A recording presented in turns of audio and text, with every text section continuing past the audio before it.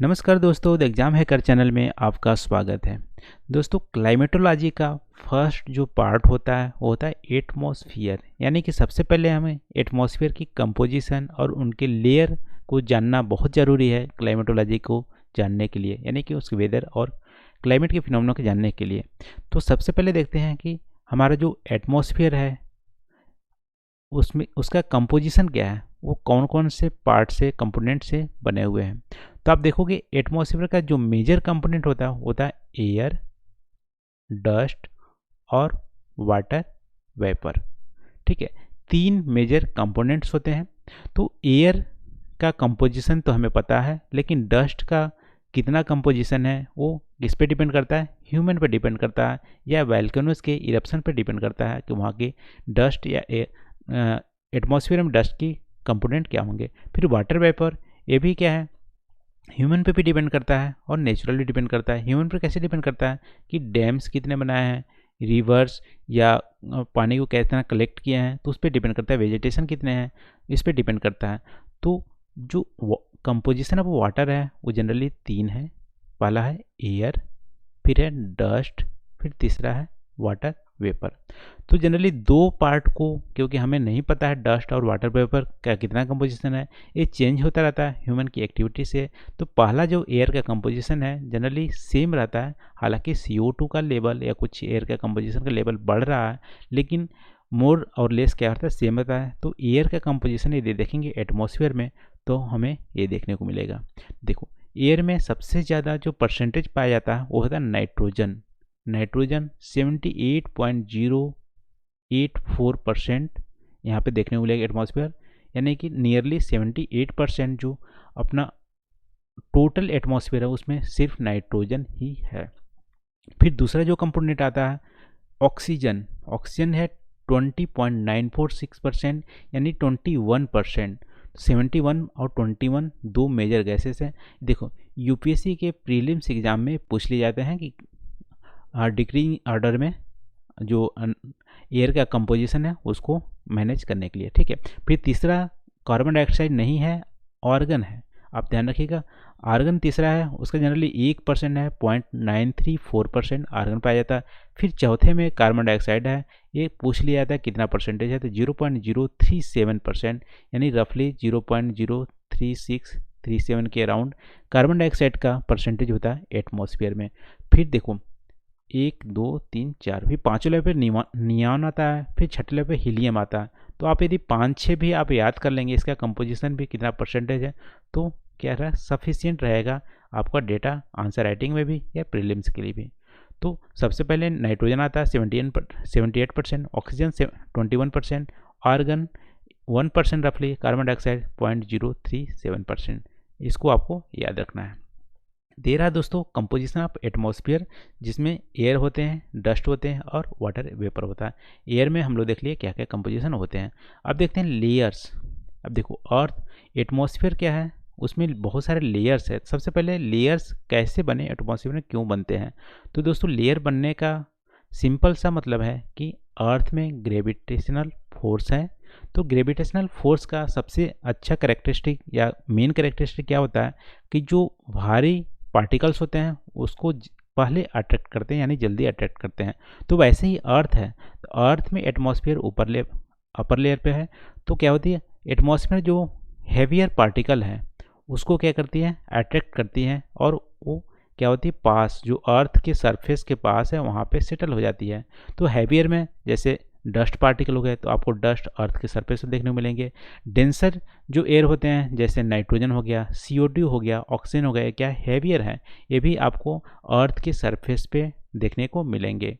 ठीक है, जैसे ओजोन लेयर हो गया, वो क्या हैवियर उतना नहीं है, तो आपको स्ट्रेटोस्फीयर या सेकेंड लेयर में आपको देखने को मिलेंगे। तो वैसे हैं, इस तरह से एटमॉस्फेयर में लेयर फॉर्मेशन हुआ। जो हैवियर थे वो नियर सरफेस में सेटल हो गए, फिर जो लाइटर थे वो अपर लेयर में सेटल हो गया। जैसे मान लो आपको एक्सोस्फीयर में या थर्मोस्फीयर में आपको ऑक्सीजन के मॉलिक्यूल्स नहीं मिलेंगे, वहाँ पे एटॉमिक फॉर्म ऑफ ऑक्सीजन मिलेंगे। क्यों, क्योंकि मॉलिक्यूल्स हैवियर होता है, वो उतना ऊपर वहाँ पे नहीं रहेगा, ग्रेविटी के चलते अर्थ क्या करेगा, अट्रैक्ट कर लेगा और लोअर एटमॉस्फेयर में होगा।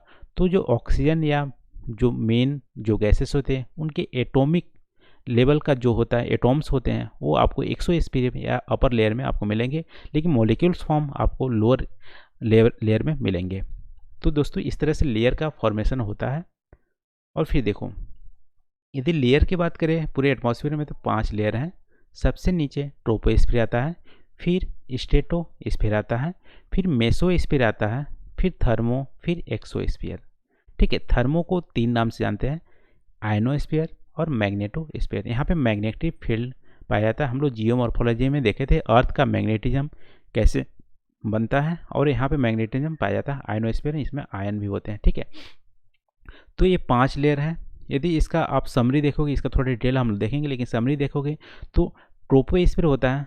ट्रोपोस्फीयर कहाँ से 0 किलोमीटर से 20 किलोमीटर के आसपास पाया जाता है, और 20 में ट्रोपोपॉज यानी अपर लेयर का ट्रोपोपॉज है 20 है, लेकिन इसका जो हाइट है वो वेरी करता रहता है। इसको हम लोग थोड़ा डिटेल में देखेंगे। उसके बाद स्ट्रेटोस्फीयर, इसका रफली 50 किलोमीटर तक पाया जाता है। फिर 80 किलोमीटर तक 80 किलोमीटर तक मेसोस्फीयर पाया जाता है, और 1000 किलोमीटर तक थर्मोस्फीयर पाया जाता है। तो जनरली एटमॉस्फेयर का यदि हाइट आपसे पूछा जाए तो आप बोलोगे 1000 किलोमीटर, क्योंकि एटमॉस्फेयर जनरली जो डिफिनेशन होता है आपका कंप्लीट हो जाता है 1000 किलोमीटर से।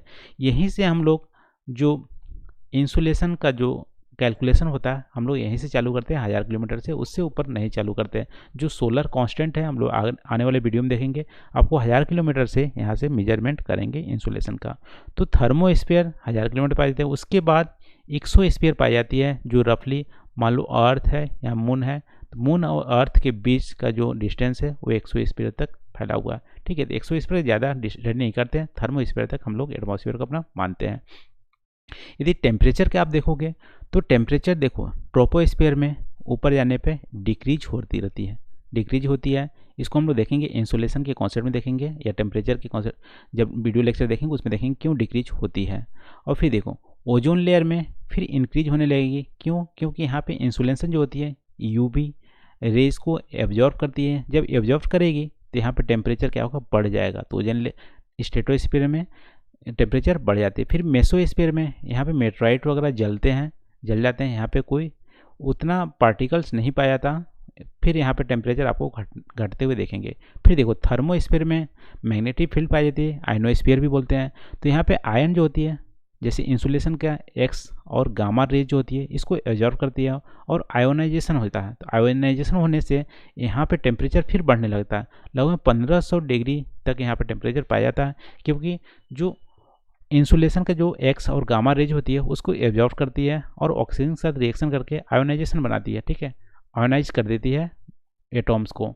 तो यहाँ पे टेम्परेचर बढ़ जाएंगे। मेसोस्फीयर में टेम्परेचर कम होंगे, स्ट्रेटोस्फीयर में टेम्परेचर बढ़ते हैं, क्योंकि यहाँ पे यूवी रे एब्जॉर्व होती है और यहाँ पे ओजोन लेयर पाया जाता है, ओजोन का बनना स्टार्ट होता है स्ट्रेटोस्फीयर में। तो इस तरह से इसका समरी है लेयर्स में।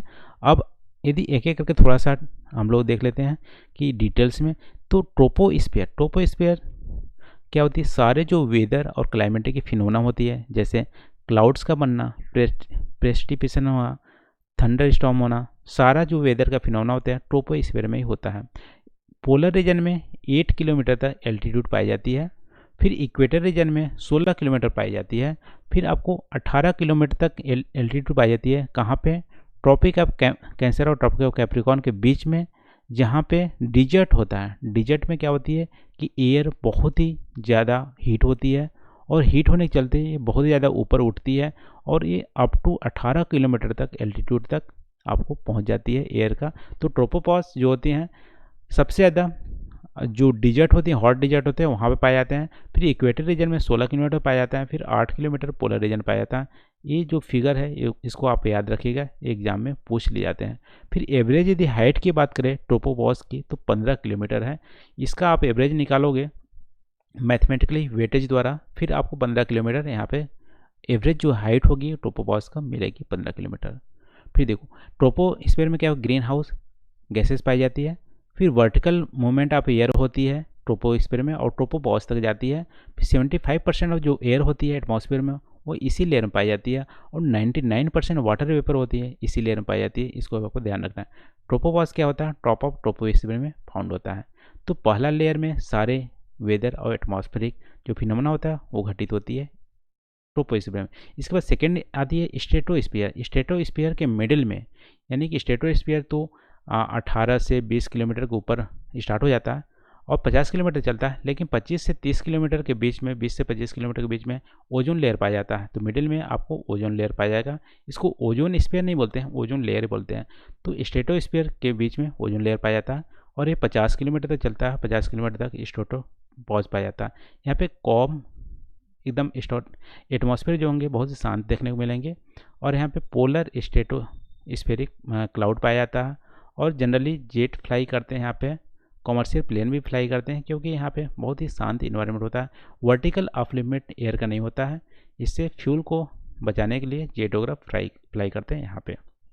ठीक है, यहाँ पे यूवी रे का एब्जॉर्प्शन होता है और ऑक्सीजन के साथ रिएक्शन करके ओजोन O3 बनाते हैं। इसको आपको ध्यान रखना है स्ट्रेटोस्फीयर में।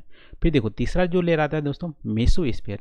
मेसोस्फीयर में क्या होती है, यहाँ पे मेटेराइट्स जो आते हैं ऊपर से, वो क्या करते हैं, यहाँ पे जल जाते हैं और 80 किलोमीटर तक मेसोस्फीयर पाया जाता है। और टेम्परेचर डिक्रीज करता है, क्योंकि यहाँ पे कुछ ऐसा इंसुलेशन से एब्जॉर्प्शन नहीं होता है जैसा स्ट्रेटोस्फीयर में यूवी रे का एब्जॉर्प्शन होता है। इसलिए यहाँ पे -90 डिग्री तक आपको टेम्परेचर देखने को मिलेगा। ठीक है, इसके बाद थर्मोस्फीयर। थर्मोस्फीयर में क्या होती है, आयोनाइजेशन होती है गैसों की और अप टू 1000 किलोमीटर तक पाया जाता है, 80 से 1000 किलोमीटर। और 1000 किलोमीटर तक ही एटमॉस्फेयर माना जाता है, ठीक है, अपना अर्थ का। तो यहाँ पे एक्स और गामा जो रेज होती है उनका एब्जॉर्प्शन होता है, ऑक्सीजन के साथ रिएक्शन करके आयोनाइजेशन होता है। और यहाँ पे मैग्नेटिक फील्ड भी अर्थ की पाई जाती है। और आपको कलरफुल जो अरोरा होते हैं, बोरेलिस होते हैं, जो पोल्स में आपको दिखते हैं, वो भी यहाँ पे देखने को मिलते हैं थर्मोस्फीयर में। ठीक है, इंटरनेशनल जो स्पेस स्टेशन है वो भी थर्मोस्फीयर में पाया जाता है, क्योंकि इंटरनेशनल जो स्पेस स्टेशन है वो 300 किलोमीटर के आसपास है।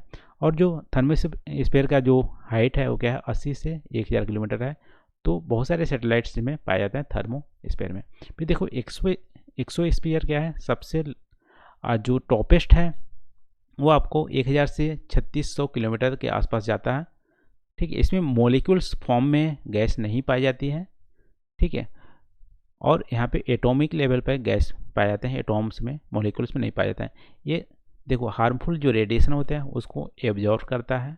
और इसका जो डिस्टेंस आपको मून और अर्थ के बीच यानी हाफ डिस्टेंस तक आपको देखने को मिलेगा। बहुत ही कम लो एटमॉस्फेरिक मॉलिक्यूल होता है, जो हीलियम और हाइड्रोजन पाया जाता है, इसी के मॉलिक्यूल पाया जाता है। लेकिन आपको यदि ऑक्सीजन की बात करें, CO2 की बात करें, तो उनकी मॉलिक्यूल्स वहाँ पे नहीं मिलेंगे, सिर्फ एटॉम्स लेवल पे मिलेंगे एक्सोस्फीयर में। ठीक है, और दो एटॉम के बीच आप देखोगे तो 1000 किलोमीटर के बाद मतलब इतना डिस्टेंस होता है कि दो एटॉम मिलते हैं। तो यहाँ पे जो कोलिशन होता है मॉलिक्यूल्स का वो बहुत ही रेयरली होता है, बहुत रेयरली होता है। ठीक है, तो एक्सोस्फीयर में टॉप लेयर है एटमॉस्फेयर का। तो दोस्तों आज के इस वीडियो में हम देखें कि कंपोजिशन और लेयर ऑफ एटमॉस्फेयर देखें। आई होप इसमें आपको लेयर्स और एटमॉस्फेयर कंपोजिशन जो है दोनों आपको समझ में आ गई होगी। यदि वीडियो अच्छा लगा तो प्लीज़ कमेंट करके ज़रूर बताना वीडियो कैसा लगा। तो आज के लिए बस इतना ही। Thank you for watching. मिलते हैं अगले वीडियो में नए टॉपिक के साथ। Thank you.